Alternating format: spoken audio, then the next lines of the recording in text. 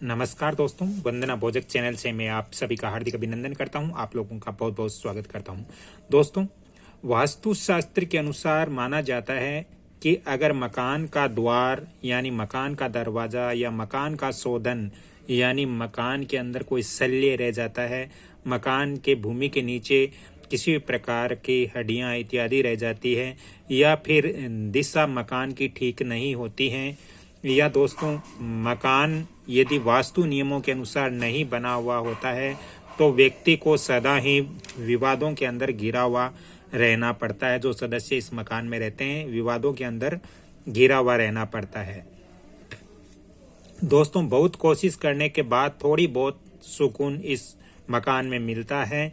दोस्तों, ऐसे ही हमारी जन्म कुंडली के अंदर भी कुछ योग ऐसे विद्यमान होते हैं, कुछ योग ऐसे होते हैं जिनके कारण हमारी जायदाद या हमारे मकान हमें बेचने पड़ते हैं, अथवा दोस्तों हमारे जायदाद या हमारा मकान नष्ट हो सकता है, या फिर हमारे मकान को कोई शत्रु हड़प सकता है। तो आज इसी विषय पर हम चर्चा करेंगे कि ज्योतिष के अनुसार कुंडली के अंदर कौन से ऐसे योग बनते हैं जो हमारे मकान के लिए अशुभ होते हैं, शुभ नहीं होते हैं। दोस्तों, यहाँ पर पहले मैं आपको कुछ चीजें बता देता हूँ। दोस्तों, जैसे हर एक राशि का स्वामी होता है, जैसे मेष राशि का स्वामी मंगल होता है, वृषभ राशि का शुक्र होता है, मिथुन राशि का बुध स्वामी होता है, कर्क राशि का चंद्रमा स्वामी होता है, सिंह राशि का सूर्य स्वामी होता है और कन्या राशि का बुध स्वामी होता है। ऐसे ही तुला राशि का स्वामी शुक्र होता है, वृश्चिक राशि का स्वामी मंगल होता है, धनु राशि का स्वामी गुरु होता है, मकर राशि का स्वामी शनि होता है और कुंभ का भी शनि होता है, मीन राशि का स्वामी गुरु होता है। दोस्तों, इसके अलावा एक चीज मैं और आपको यहाँ पे समझा देता हूँ, क्योंकि ये दोनों चीजें समझना बहुत जरूरी है, तभी आप इस कुंडली के बारे में जानकारी प्राप्त कर सकोगे। दोस्तों, सौम्य ग्रह जो अच्छे शुभ ग्रह होते हैं वो होते हैं गुरु, चंद्रमा, शुक्र और बुध। ये सौम्य ग्रह होते हैं, ये बिल्कुल अच्छे ग्रह होते हैं, शुभ ग्रह होते हैं। दोस्तों, पाप ग्रह यहाँ पर जैसे शनि हो गया, राहु और केतु, ये तीनों ही पाप ग्रह कहलाते हैं। दोस्तों, कूर ग्रह की बात करते हैं। कूर ग्रह सूर्य और मंगल, ये दोनों कूर ग्रह होते हैं। अब हम चलते हैं अपनी कुंडली पर। दोस्तों, इसको हम लगन कहते हैं। ये लगन भाव होता है और इसका ये होता है चतुर्थ भाव, ये चौथा भाव होता है। ये चौथा भाव हमारे मकान, जायदाद, वाहन, संपत्ति इत्यादि के कारक होता है। यहाँ से हम देखते हैं कि हमारे मकान की स्थिति क्या होगी, मकान होगा या नहीं होगा, कैसा मकान होगा। इससे हम सुख और भौतिक सुखों का यहाँ पर हम देख सकते हैं कि भौतिक सुख हमारे कैसे रहेंगे। दोस्तों, चौथे भाव का स्वामी, अब आप अपनी कुंडली को सामने रखिए और आपकी कुंडली में देखिए कि यहाँ पर आपकी कुंडली के अंदर चौथे भाव में कौन सा ग्रह है, यानी यहाँ चौथे भाव में कौन सी राशि आ रही है।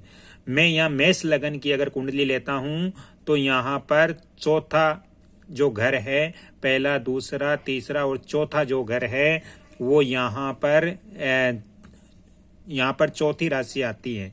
और चौथी राशि दोस्तों कर्क राशि होती है, और कर्क राशि का स्वामी यहाँ पर चौथा जो है वो कर्क राशि आती है, और कर्क राशि के स्वामी है वो है चंद्रमा।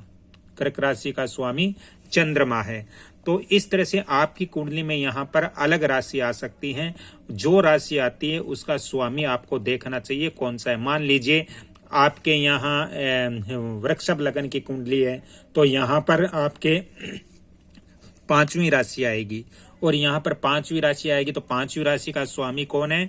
पांचवी राशि का स्वामी सूर्य है, तो आपका यहाँ स्वामी सूर्य होगा। वैसे ही यदि मिथुन लगन की कुंडली है तो आपके मिथुन लगन से यहाँ 1, 2, 3 चौथे घर के अंदर आपके कन्या राशि आएगी, यानी छठी राशि आएगी। तो छठी राशि का आपको स्वामी देखना है कौन सा है, आपको स्वामी बुध होगा। तो इस तरह से हमें अपनी राशि, यहाँ पर जो राशि होती है उसका स्वामी देखना चाहिए। उसका स्वामी हम देखते हैं तो यहाँ पर मेष लगन की कुंडली के अंदर स्वामी चंद्रमा आ रहा है। तो यदि यहाँ पर चौथे भाव का जो स्वामी है वो यदि हमारी कुंडली में कहीं पर भी, मान लीजिए यहाँ पर समझ लीजिए, या यहाँ पर, या यहाँ पर, यहाँ पर, यहाँ पर, कहीं भी यदि हमारे चौथे भाव का जो स्वामी है, चौथी राशि का जो स्वामी है, वो यदि दो पाप ग्रहों के बीच में रहता है, दो पाप ग्रहों के बीच में, यानी अगर हमारा जो यहाँ पे चंद्रमा है, तो चंद्रमा यदि शनि राहु या शनि केतु या राहु केतु इनके बीच में अगर फंस जाता है, आ जाता है, तो दोस्तों व्यक्ति को कर्ज या संकट के कारण अपना बना बनाया मकान भी उनको बेचना पड़ता है, क्योंकि उनके ऊपर कर्ज इतना बढ़ जाता है। एक बार पुण्य ये चीज समझा देता हूं कि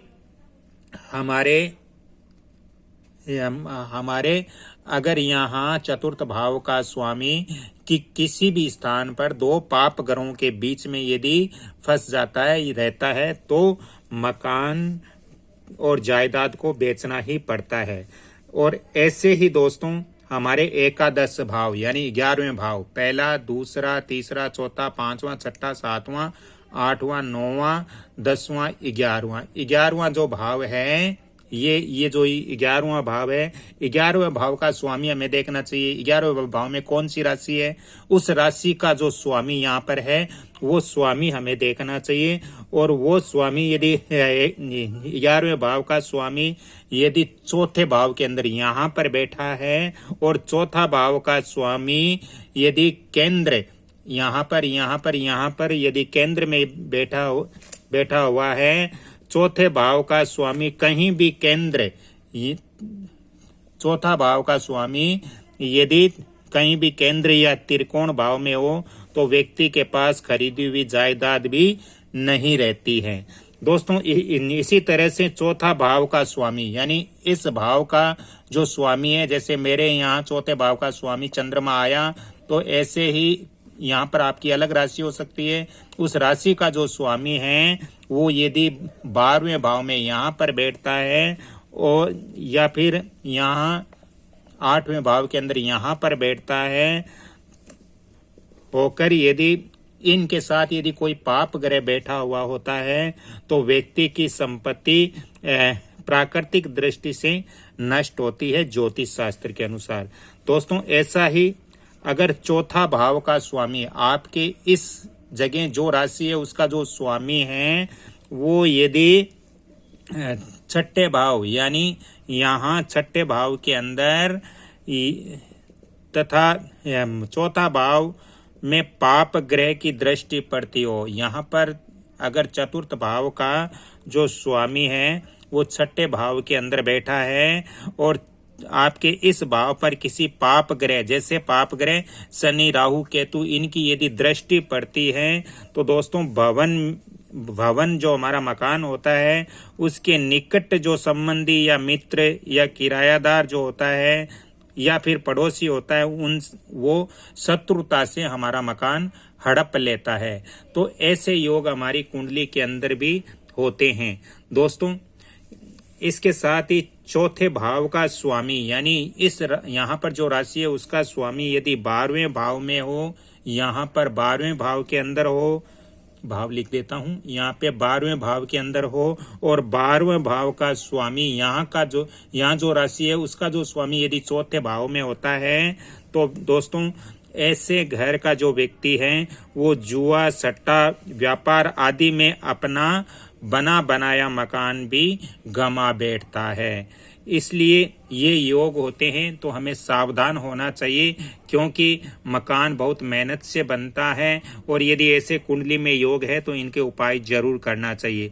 दोस्तों ज्योतिष और वास्तु संबंधित आपको ज़्यादा जानकारी लेनी हो तो आप फ़ोन नंबर भी नोट करें 7901718402।